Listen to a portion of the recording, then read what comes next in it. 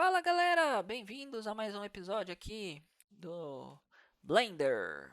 Ah, Hoje eu vou apresentar a vocês um pouco de materiais, colocar uns efeitos legais aqui, umas corzinhas legais no nosso querido pininho.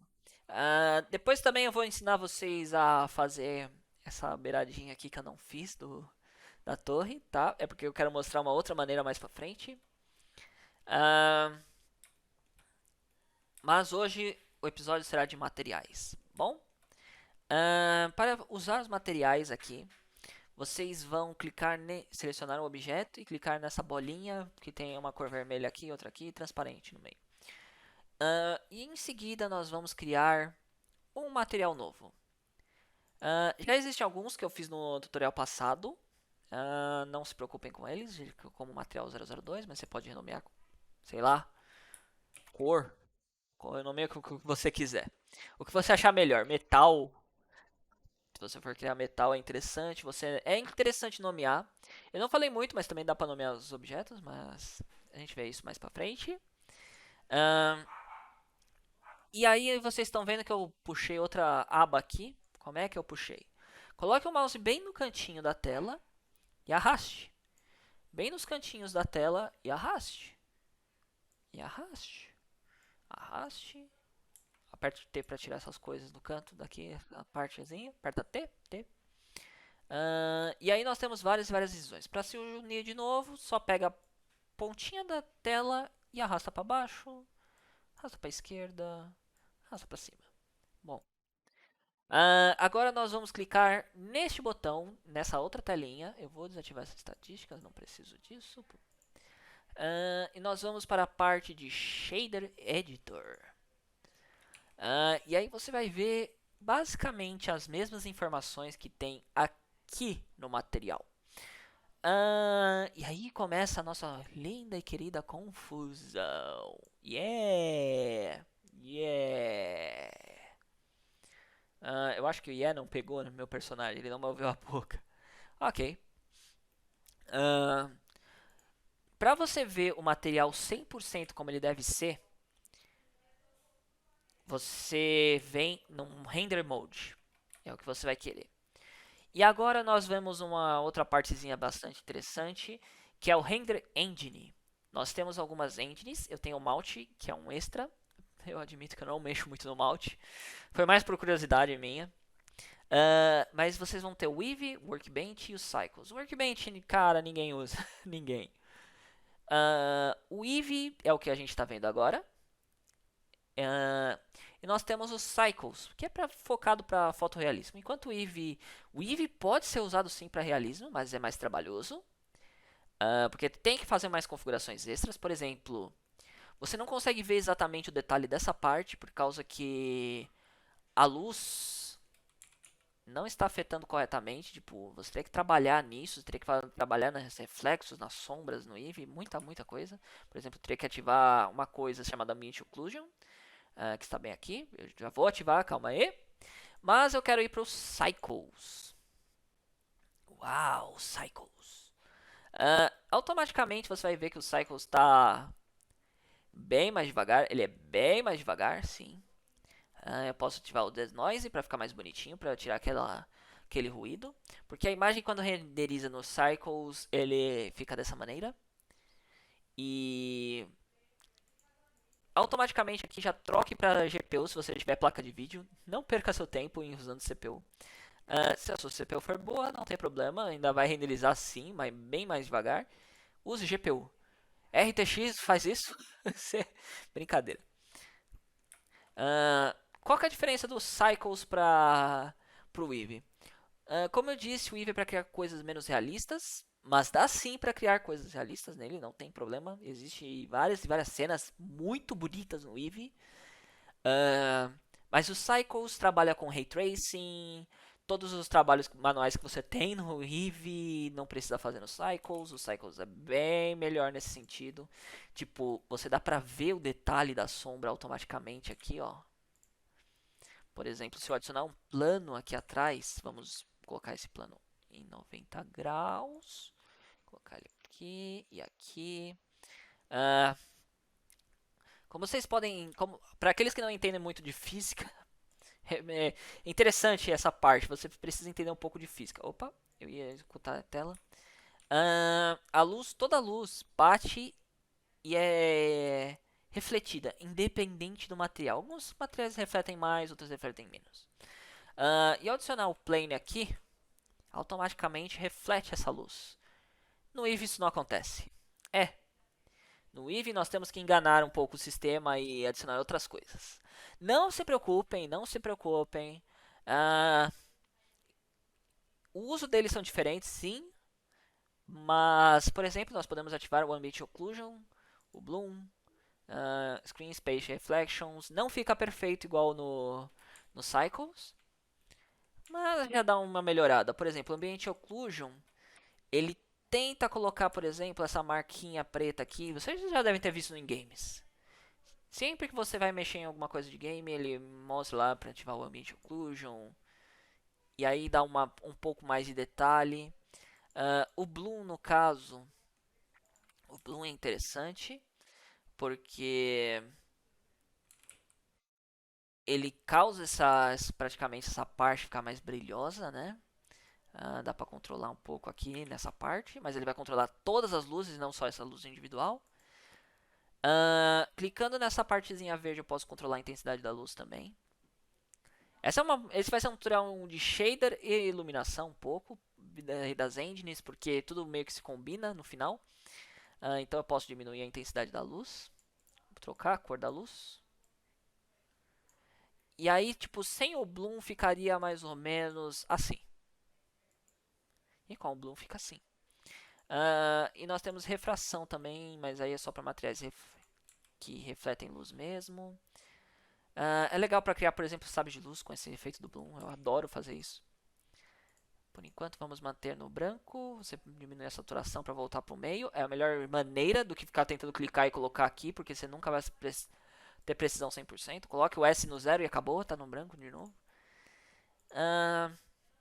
Não se preocupem muito com Eve.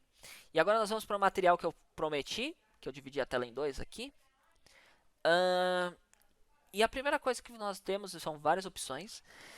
Esse principal de BSDF, se não me engano, ele é baseado no padrão que a Disney usa. Mas você não é obrigado a usar ele para criar, para colocar cor ou para refletir. Por exemplo, se eu pegar aqui e mudar para amarelo, bem mais ou menos aqui, nós temos uma pecinha dessa cor aqui. Você pode brincar sim com os outros valores, mas geralmente o que a gente mais mexe aqui é roughness. Eu pessoalmente geralmente deixo o specular no 0.5, dá uma sensação mais de realismo e só controla no roughness, mas você pode brincar com o specular também. O metallic. O subsurface é usado em uma certa situação. Eu já vou explicar ele. O IOR também é para refração, relacionada à taxa de refração de vidro, por exemplo. E a transmissão é a transparência. E nós temos também a emissão também, que é para fazer o objeto emitir luz. E o alfa também é transparência, mas a transparência é tipo disso aqui ficar transparente mesmo. No momento vocês não vão ver, eu não vou explicar ainda. Calma aí, vamos devagar. Ok, vamos começar. Metallic é o mais fácil de todos, vocês já devem saber para que serve. Vira uma peça metálica. Vocês podem brincar com o specular, mas como eu disse, eu prefiro mexer só no roughness. O roughness é interessante, que ele é como se espelhasse, deixasse o material mais espelhado. E vocês podem ver levemente o cubo aqui. Se eu diminuir mais o roughness, vocês veem o cubo quase que perfeitamente. Lógico, não é tão perfeito como se fosse no Cycles. É aí que eu falo que você vai ter que escolher um no final, porque ou você trabalha no Cycles ou você trabalha no Eve. Você pode usar os dois, sim. Mas em algum momento você vai ver que tipo, ou você escolhe um ou você escolhe o outro. Pra anime, se você curte anime igual eu, bom, Eve é uma maravilha. Como vocês podem ver, tá quase perfeito aqui o negócio. Enquanto no Eve não dá esse mesmo efeito, né? Você tem que dar muito mais trabalho. Então nós temos o roughness. Quanto ao IOR, nós temos uma taxa de refração aqui, que só vai funcionar praticamente em espelhos, digamos assim, tá? O emission. O emission transforma o objeto. Vamos pegar essa cor aqui. Eu posso clicar e arrastar para transformar, passar a cor para cá. Assim como eu posso usar o conta-gotas e pegar a cor de qualquer coisa e colocar aqui. Eu controlo a intensidade do brilho, por exemplo. Vamos diminuir a luz. E aí eu posso aumentar o brilho e transformar minha peça em uma coisa brilhosa. Uma coisa interessante dos Cycles, os Cycles não tem Bloom, mas vocês podem ver que a luz emitida nisso aqui está afetando o plane atrás, enquanto no Cycles afeta o plane atrás, até mesmo a sombra emitida por isso aqui afeta o plane atrás, mas no Eevee, parece meio normal. Não se preocupem, não se preocupem, isso aí mais pra frente, se preocupem com isso mais pra frente. Ok, se eu colocar no 0 isso aqui, ele vai desativar e vai virar uma peça metálica novamente. Deixa eu colocar a cor.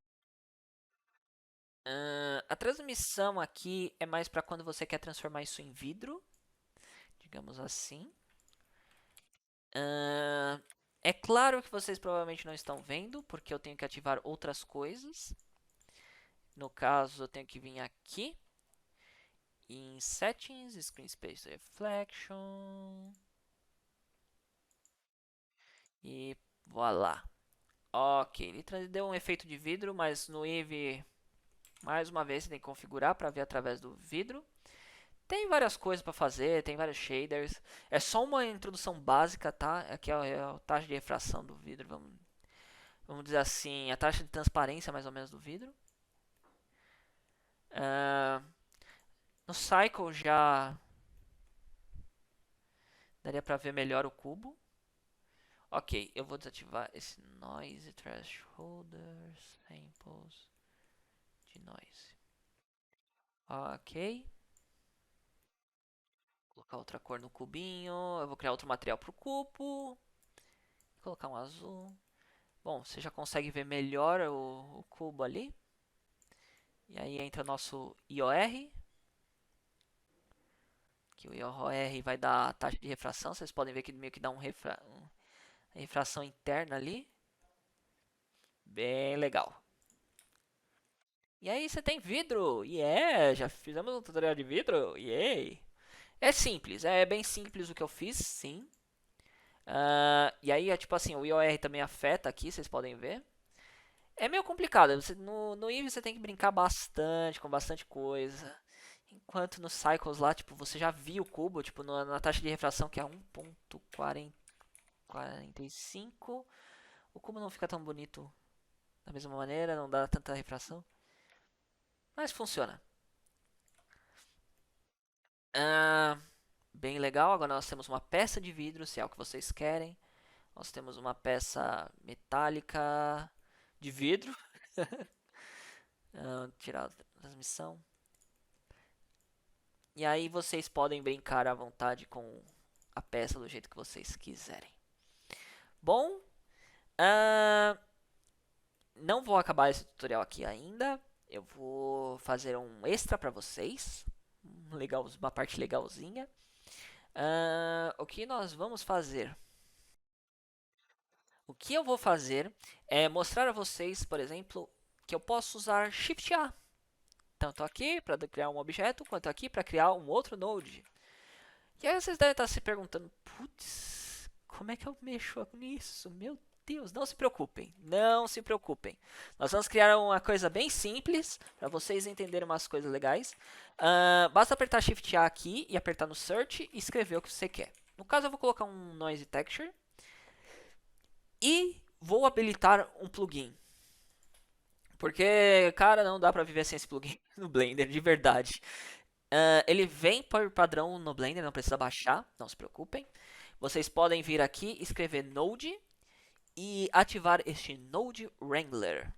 O que ele vai fazer é criar novas hotkeys aqui para facilitar seu trabalho e um monte de coisa aqui dentro. Por exemplo, vocês estão vendo essa bolinha e eu quero conectá-la aqui. Eu quero pegar essa bolinha e conectar ela aqui. Você pode fazer isso? Pode. Só que se eu tivesse que testar 1 milhão de bolinhas, bom, Ia dar um trabalho do caramba. Tem que pegar e arrastar, tipo, se tivesse o meu nodezinho aqui, ia ter que pegar, arrastar até lá e... Uff.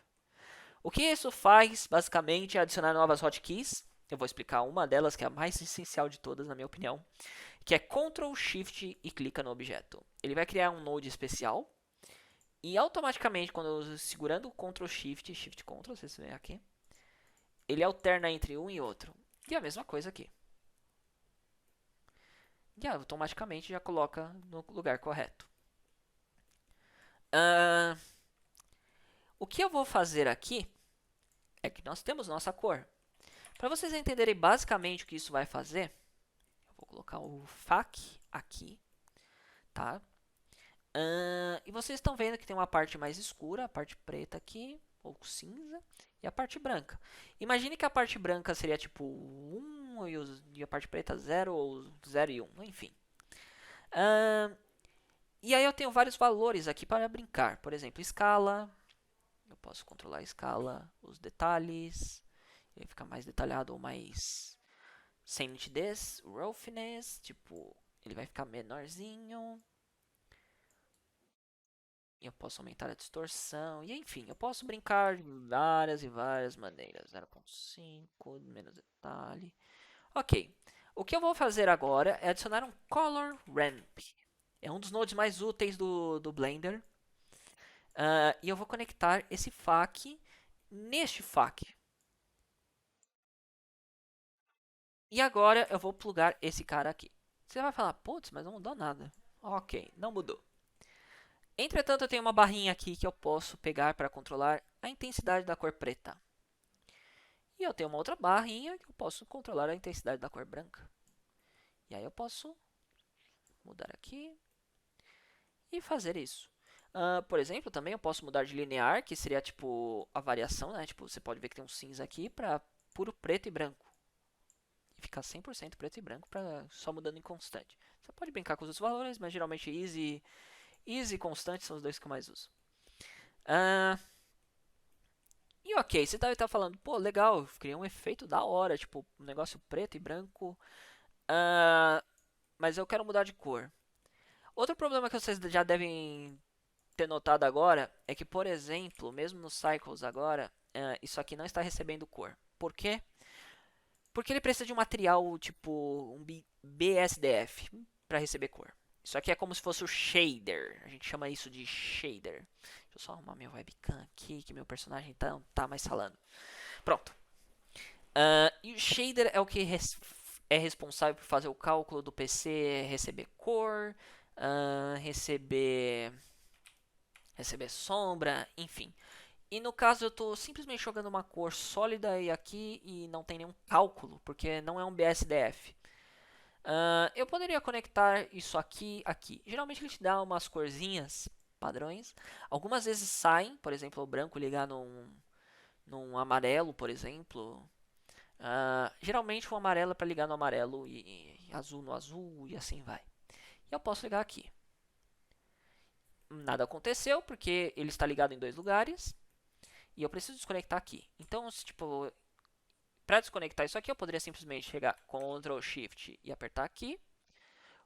Mas para ensinar vocês a desconectarem os nodes, eu vou segurar a letra D, pode ver que eu estou segurando, e apertar com o botão direito aqui. Opa. Perdão, Ctrl D. Eu não sei porque eu fiquei com o D na cabeça. Ctrl e apertar com o botão direito aqui e cortar. E aí a gente corta a ligação de um objeto com o outro. Ok? E agora eu vou conectar o BSDF, ele vai arrancar fora aquilo ali. E estamos novamente recebendo a sombra que nós deveríamos receber e está bonitinho. Mas não é isso que eu quero azul e vermelho. Ou, perdão, verde escuro e verde claro. Então eu posso pegar aqui e colocar isso aqui na cor verde escura. E eu posso vir com conta-gotas, pegar a cor verde escura e deixar um pouquinho mais claro. E aí, criei um efeito. E controlar o meu efeito da maneira que eu quiser. Legal, né? Eu também posso mexer com hexadecimal. Se você souber o hexadecimal da cor que está procurando, dá para pegar também. Geralmente eu não mexo muito no RGB. Eu venho na cor que eu quero E se eu quiser a cor branca, eu diminuo ou aumento isso aqui. Se eu quiser mais escuro ou mais claro, eu aumento isso aqui. Que é o V, né? É basicamente o V, é a mesma coisa que o V. Criei um efeito legal. Só que eu quero, por exemplo... Só que eu quero, por exemplo, que essa cor aqui, Roughness, que é aquela parte da refração, onde seja verde tenha mais refração. Só que se eu pegar essa cor aqui e colocar aqui, ele não vai dar exatamente a cor que eu quero. O que eu posso fazer é copiar, eu seleciono ele, seleciono o que eu quero, Shift D, e coloco aqui embaixo. E ligo o FAQ aqui de novo. E aí eu posso colocar a cor preta e branca. Diminui esse. E aumenta esse. Ok. E posso ligar essa cor no Roughness. Legal! Agora eu tenho controle da nossa refração. Parece um musgo, parece um vidro musguento, vamos dizer assim. Então, vou inverter aqui. E criamos um efeito bem da hora. Parece um musgo. Yes! Eu posso adicionar mais umas cores aqui no meio, por exemplo, clicando no maisinho aqui no meio e colocando uma outra cor.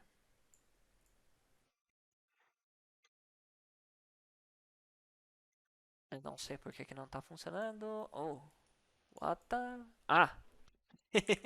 eu dupliquei duas vezes. Me levem. Eu tô notando que tá estranho. E eu posso colocar, por exemplo, um laranja aqui no meio, uma outra cor. E assim também eu posso adicionar um cinza aqui para balancear um pouco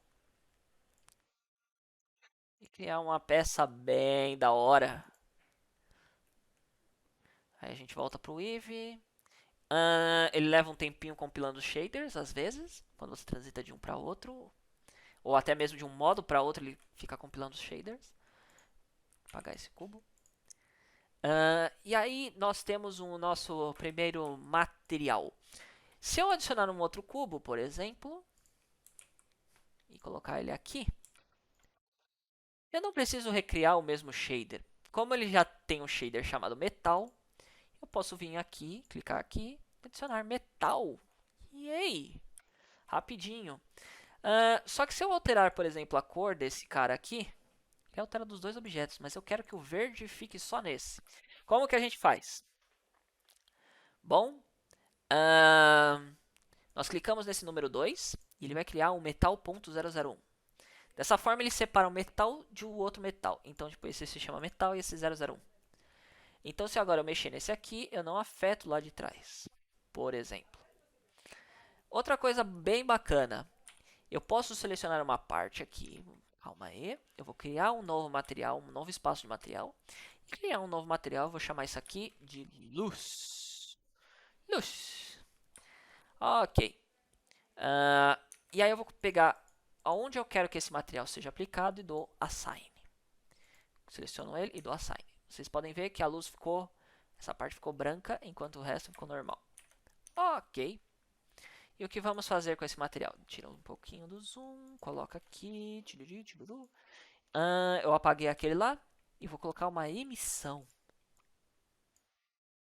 Yay, temos luz. Ou seja, esse bloquinho agora emite luz. E assim nós temos um bloquinho que gera luz. Muito bacana, não é? Bom, galera, espero que tenham gostado desse tutorial. O próximo tutorial vai ser um pouco mais complicado, que é relacionado ao Unwrap, uma parte que muita gente desiste, desanima, mas não desanimem, porque eu mesmo apanhei muito para aprender isso. E hoje eu tenho conhecimento para fazer os Unwrap do jeito que eu quero.